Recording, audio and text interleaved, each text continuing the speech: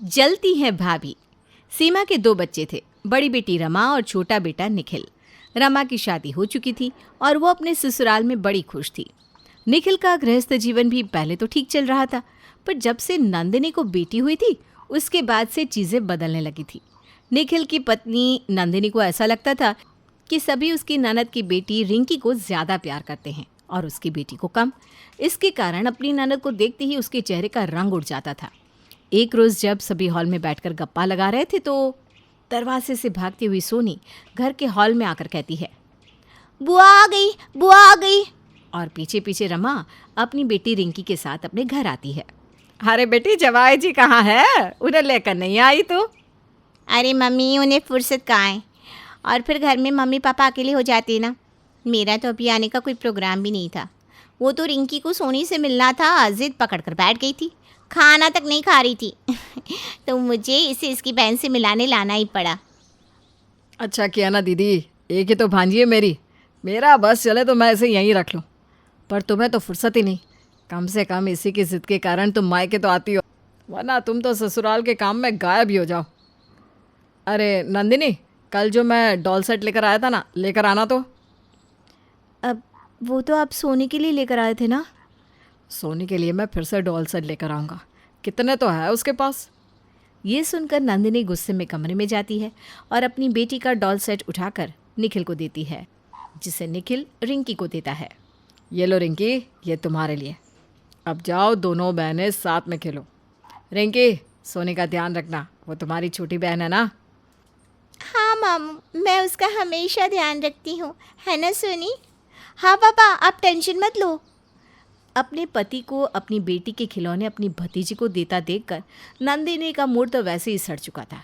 फिर भी वो अपना उखड़ा चेहरा लेकर सभी से दोपहर के खाने के बारे में पूछती है। खाने में क्या बना दूँ पापा जी? कल रात को आपको एसिडिटी हो गई थी ना, तो आप जैसा बोलिए कुछ हल्का सा बना दूँ। मेरी तो उम्र हो गई है बेटा, कुछ भी खा लो पचता नहीं। एक समय था जब मैं पत्थर भी पचा लेता था। अब घर में बच्चे आए हैं तो उनकी पसंद का ही कुछ बना ले, मैं उसी में से कुछ खा लूँगा। क्यों सीमा जी, ठीक है ना?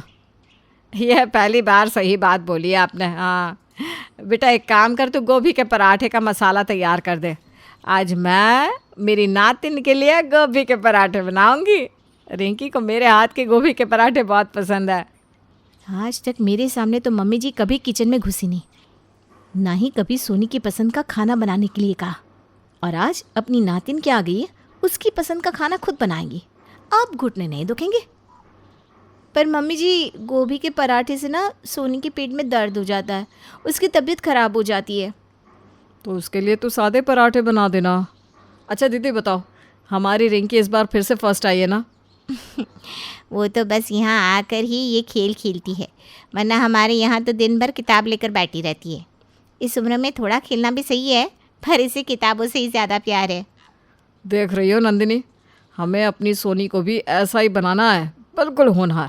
ये सुनते ही नंदिनी गुस्से में सीधा रसोई में चली जाती है। 2 मिनट हुए नहीं रमा दीदी को आए हुए और सब कोई उन्हीं के आगे पीछे घूम रहा है। इसी तरह रात हो जाती है। रिंकी चलो, अब मामू मामी को बाय बोलो, कल स्कूल जाना है ना। तभी रमा के फ़ोन में स्कूल के ग्रुप में मैसेज आता है कि कल से 1 हफ्ते के लिए स्कूल बंद है। मम्मा, कोई हड़बड़ी नहीं है, कल से स्कूल 1 हफ्ते के लिए बंद है। अब मैं आराम से नानी घर में रह सकती हूँ। ये सुनते ही नंदिनी का सर चकरा जाता है। जो कुछ घंटे के लिए भी अपनी ननद और उसके बच्चे को बर्दाश्त नहीं कर पा रही थी, अब उसे पूरे 1 हफ्ते के लिए उसे बर्दाश्त करना था। रात को जब नंदिनी अपने कमरे में सो रही थी तो वहाँ रिंकी आ जाती है। रिंकी मामू के पास सोएगी। अल्लाह मेरा बच्चा, आजा आजा। चुप, जाओ बाहर, अपनी मम्मा के साथ सो जाओ। समझ में नहीं आता तुम्हें? इतनी बड़ी हो गई हो, ये कोई वक्त है किसी के कमरे में जाने का? नंदिनी की बात सुनकर रिंकी रोती रोती अपने कमरे में चली जाती है और अपनी माँ को इस बारे में बताती है। पर भाभी ने इसे डांटा क्यों? नहीं रोते बेटा, हो सकता है मामी जी की तबीयत खराब हो। आओ, आप मेरे पास सो जाओ, आओ बेटा। रमा को ये इत्तेफाक लगा।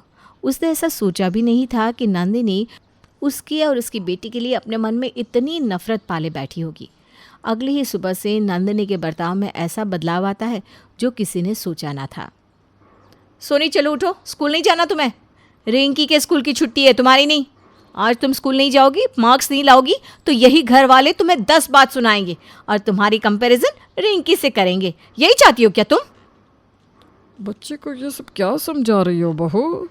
और एक दिन हमारी सोनी स्कूल नहीं जाएगी तो क्या हो जाएगा? अब ये रिंकी की तरह स्मार्ट तो है नहीं पापा जी, इसे स्कूल जाना ज़रूरी है। आज तो ये बच्ची है, पर कल जब ये देखेगी कि सब रिंकी की वाह वाही करते तो उस पर क्या बीतेगी। उम्र में तो ये रिंकी से भी छोटी है, पर किसी को उसकी फिक्र नहीं। पर तू चिंता ना कर सोनी, तेरे साथ तेरी माँ है ना। तुम्हारा बाप तो किसी का मामा बन बैठा है। बच्चों के सामने तुम ये सब क्या बोल रही हो नंदिनी? समझ भी रही हो इन बच्चों पर इन बातों का क्या असर पड़ेगा? नंदिनी अब पूरी तरह से भर चुकी थी और वो हर वक्त बस फटती ही जाती है। शाम को जब दोनों बच्चे खेल रहे थे, सोनी को चोट लग जाती है। आ मम्मा। अरे बच्चे, तुझे चोट कैसे लगी? रिंकी, तुमने इसे धक्का दिया क्या, बताओ? रमा सोनी को चुप करा ही रही थी कि तभी गुस्से में वहाँ नंदिनी आती है और रिंकी को एक तमाचा लगा देती है। तुमने इसे मारा ना? कैसे मारा? इसीलिए आई है दीदी आप यहाँ? हाँ, माँ मुझे खा रही है और बेटी मेरी बच्ची को। पर मैंने कुछ नहीं किया मामी जी, सोनी खुद गिर गई। हाँ मम्मी। तू तो कुछ बोली मत, अपनी बहन की भक्त बनी पड़ी है। सुन लिया भाभी, आप बेकार में इतनी छोटी सी बात का बतंगड़ क्यों बना रही है? शोर सुनकर बाकी सब लोग भी वहाँ पहुँचते हैं। ये सब क्या हरकत है बहू? ये रमा का घर भी है, क्या वो अब यहाँ आएगी भी नहीं? तो रखिए ना इन्हें यहाँ। जब तक दीदी इस घर में है, मैं और मेरी बेटी मायके जा रहे हैं। आपको कहीं जाने की ज़रूरत नहीं है भाभी।